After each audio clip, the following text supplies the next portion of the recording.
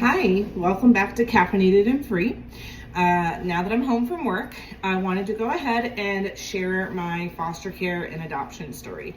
That's a lot for me to go through in one night, so I'm probably going to break it up into two parts.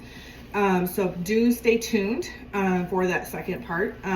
But tonight, I thought I would start through kind of like the beginning stages of my life and how I ended up in the foster care system and what that looked like. And also, now that I am home, I'm also going to show you kind of like what my evening looks like getting home from work. So I'm currently going to do some dishes and probably cook something to eat while I'm talking. So my sister and I were born a year and 3 months apart. And we were born to an alcoholic birth mom and a birth dad with an intellectual disability. And my birth mom is still an alcoholic, which is a kind of a different conversation for another night. But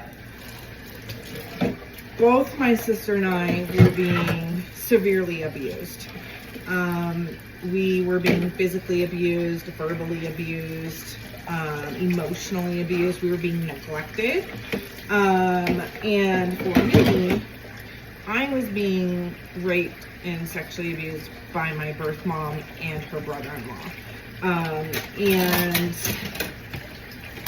there's a lot there that I just won't get into, but ultimately we ended up in the foster care system because of neglect.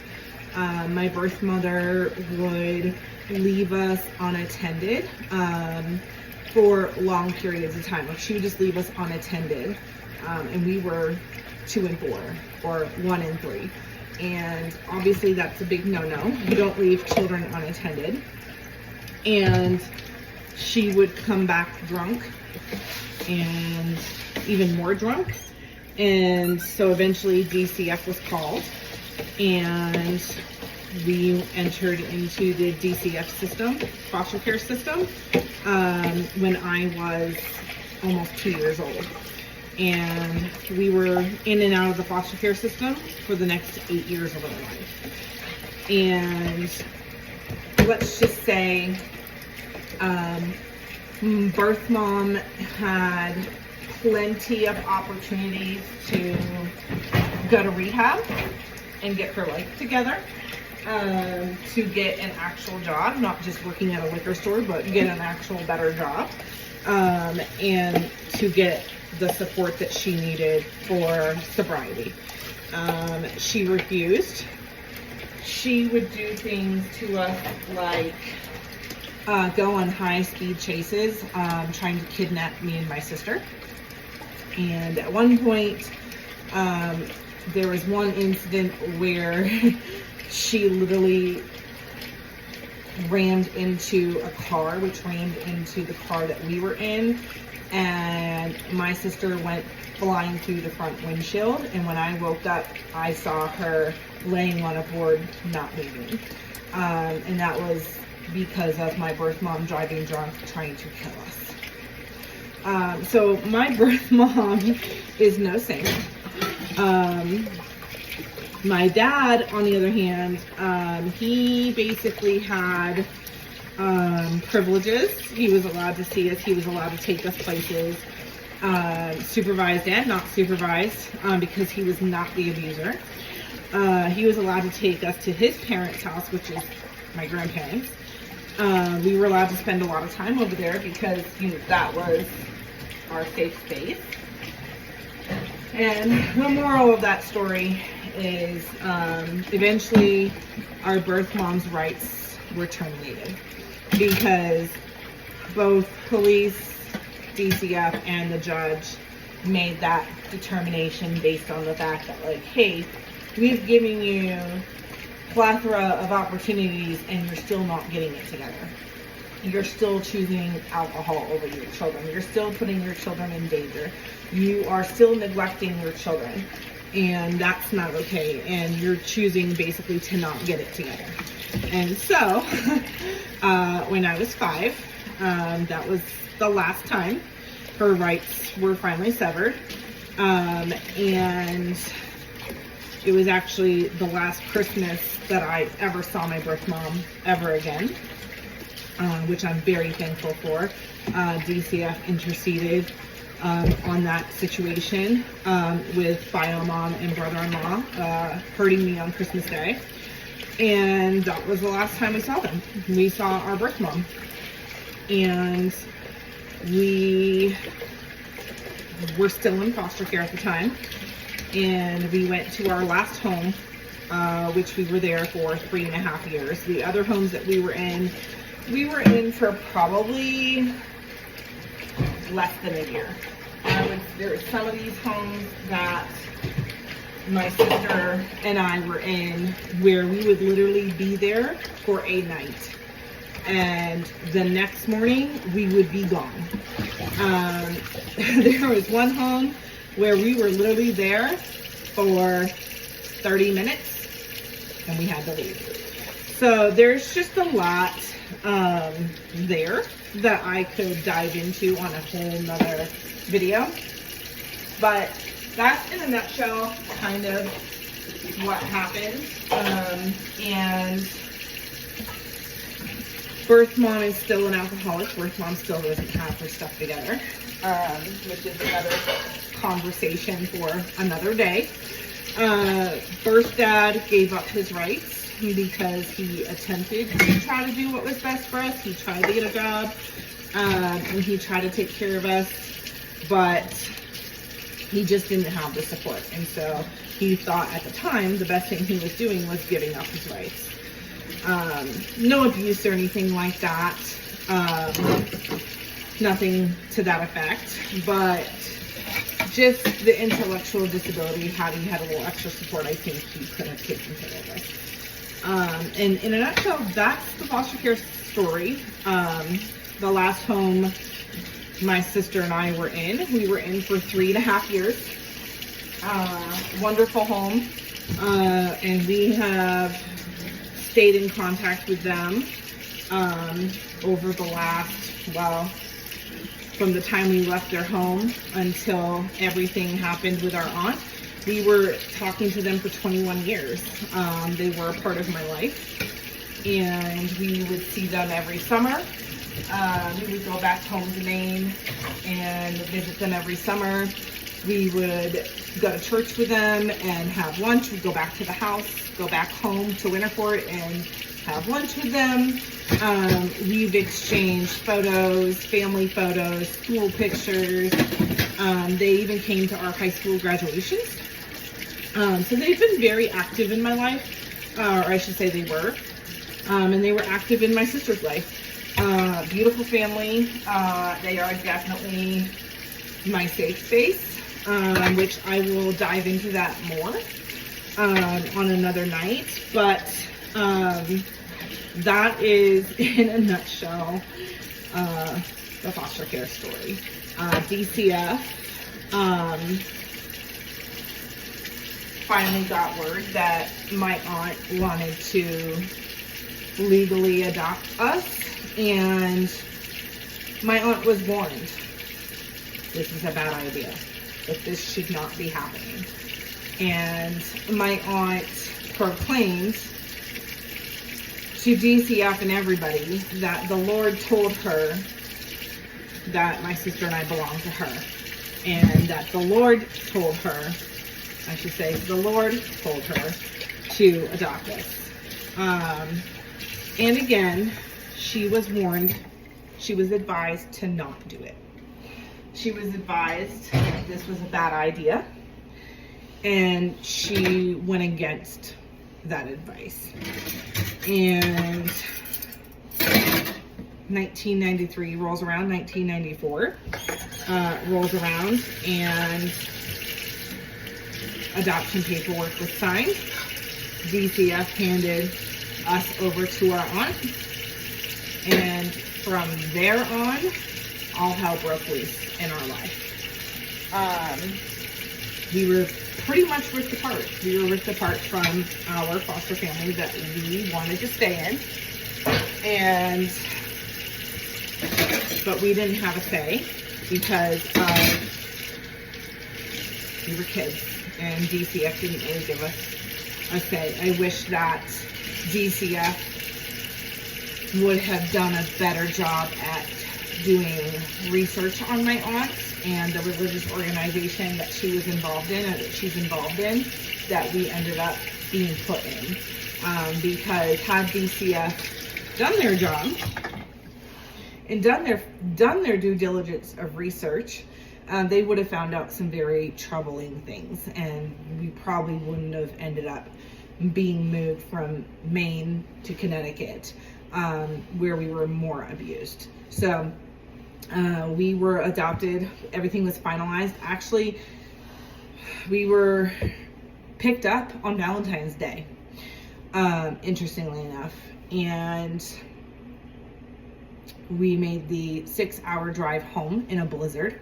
I was sick with bronchitis or strep, one of the two, and it was my aunt, her brother, which is my uncle, and her roommate. And I just remember the day that we had to leave. It was a blizzard. It was snowing and there was a blizzard. Like, we were literally leaving in the middle of a blizzard, and foster mom came to us and said, your aunt's here, your aunt's on her way, we need to pack your stuff. And I was so upset that I literally ran to my room and hid under the bed. I didn't want to go. My sister didn't want to go. This isn't something that we wanted. We didn't want to be moved away from a home that we were in for 3.5 years. A home where we finally felt heard, seen, and safe, and we were really being cared for. And yeah, so I didn't want to go. I screamed and cried. I didn't have a choice. And we made the 6-hour drive back home to Connecticut, and we got to the new house at like it was late, 9 o'clock at night. And I just remember pulling into the driveway, and it was dark, no lights on the outside. We got inside the house was pitch black dark, no lights on. And I remember my aunt walking us up to our rooms, and we actually, my sister and I, we fought over which room we were gonna get. Like, we fought over that. And my sister wanted the room with the 3 windows, and I wanted the room with the 3 windows. And of course my sister won because she's a year older than me. But we went up to our rooms and we were told to go to bed. And I freaked out. I had a moment of a PTSD episode. I am special needs. I was diagnosed with fetal alcohol syndrome, and on paper the diagnosis is a borderline mental retardation. That is the actual diagnosis on paper. And so with that diagnosis, plus all of the trauma, I was freaking out because I didn't know really where I was. I was in a room that was unfamiliar. There was nothing in the room familiar to me. There was nothing warm or welcoming. It was very scary to me. All that was in the room was a wooden twin bed with some blankets. And that was it. Like, they were in a little light. Like, there wasn't anything welcoming, which really triggered me, and it really made me feel unsafe. And so my aunt freaked out and was like, I don't understand why you won't just go to bed. I've instructed you to go to bed. You need to go to bed.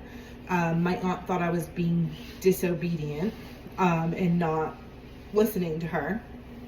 And she thought I was having a fit because I wasn't getting my way.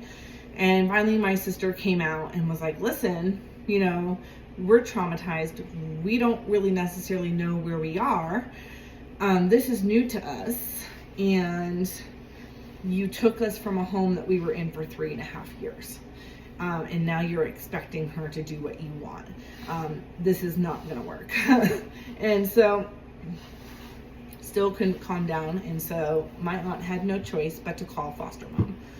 and tell her, get her on the phone and be like, hey, we can't calm her down. I don't know why she's acting like this. And foster mom had told her, like, hey, like, we warned you. Foster dad and I warned you, like, they have trauma and they're not just gonna go to sleep willingly. Like, there's gonna be some issues. This is new to them. They've been with us for 3.5 years, and now they're being uprooted to not just a new state, but a new home that's unfamiliar. And so they put foster mom on the phone with me, and she's like, you know, you left your Sarah doll here, which is my Cabbage Patch Kid doll. They had gotten me a Cabbage Patch Kid doll when I was 6 years old for my birthday. And I had that thing ever since. And I couldn't, like, that's the trigger. Like, I didn't have that doll to go to sleep. And so she reassured me, like, we're gonna package it up, we're gonna mail it to you, you'll have it, it's on its way. But in the meantime, like, you've got to get some sleep. So thankfully, through the comforting voice of my foster mom, I was able to calm down and go to bed. But that scenario right there is really a perfect example of a red flag with somebody who just adopted a foster child. If you are not equipped to handle a child from foster care that has trauma and PTSD, you don't have any right or business trying to foster that child or to help that child. DCF offers trauma classes for a reason. And my aunt refused to take those classes. My aunt's goal in adopting my sister and I was that she was going to bring me to her church to have me healed through her church, have me healed by God, and have me set free by God. And it backfired. The entire thing backfired on her. So it's just, that whole night is really a red flag and a warning to potential foster parents, current foster parents that are no longer doing foster care. That's a warning to DCF. Like, make sure you're doing your research on these people. I know DCF was adamant about reconnecting us to biological family, reunification, if you will. And in my story, I do not agree with that. I believe that should have never happened. I believe that only caused more harm. I wish that had never had happened. But I didn't have a say in it. My sister didn't get a say in it. So I think DCF's intentions were good. But I don't believe they realized that was all gonna backfire. And I really wish DCF had done a better job when it came to my aunt of making sure that my aunt followed through with DCF courses, that my aunt followed through with taking trauma courses, that my aunt didn't just see us for a weekend. Yeah, that happened, and we spent the night or whatever with her. We finally got overnight visits with her. But I wish she had done more of a due diligence to learn about trauma and learn specifically my trauma. That I don't just have trauma, but I also have a brain injury. And I wish that she had learned more about that. And I wish that she had been a little more open to receiving help for my trauma. Trauma therapy, counseling, not biblical counseling, okay, but actual sitting with a licensed trauma therapist and saying, hey, Heather's got some severe issues, severe trauma, and she needs some help, stuff that I cannot help her with. That's where kind of my aunt went off the grid a little bit. Just to start it with, like, she was out of line to not even get me the help that I needed. And that's where I wish she had stepped up a little bit more and said, yeah, you need some help. But she didn't do her job. Like, she didn't do her research on trauma. She didn't do her research on my brain injury. She didn't do her due diligence to do that. I think she was just thinking like, oh, this is just me being disobedient, or me having a fit, not getting my way all the time, and that I just need to be yielded to the Lord, or my will needs to be yielded to the Lord, or I just need to repent for rebellion. When in actuality, none of that was going on. I was a child experiencing trauma. And if anybody watching this knows anything about trauma, you know that if it's not being talked about and not being healed, it's gonna start showing. And so that's what happened with me as a child in my aunt's home, was that my aunt was not taking me to counseling. The trauma was not being dealt with. The trauma was being swept under the rug. And it was showing its ugly face. And so that's a little background of my foster care experience, adoption experience, and that part. So I'm going to continue the second part tomorrow. I'm going to be posting and doing a video tomorrow on the second part. There's probably 3 parts, in all honesty, because this is a lot for me to talk about. But if you are a foster parent watching, or a foster child watching, I hope this was somewhat helpful, insightful, and know that you are not alone, and know that every foster child watching this, that you're loved, and that you're not just your trauma. And to every DCF worker, I hope this was informative to you and educational to you, and eye-opening. So thanks for watching, you guys. I will be making another video tomorrow, and have a good night.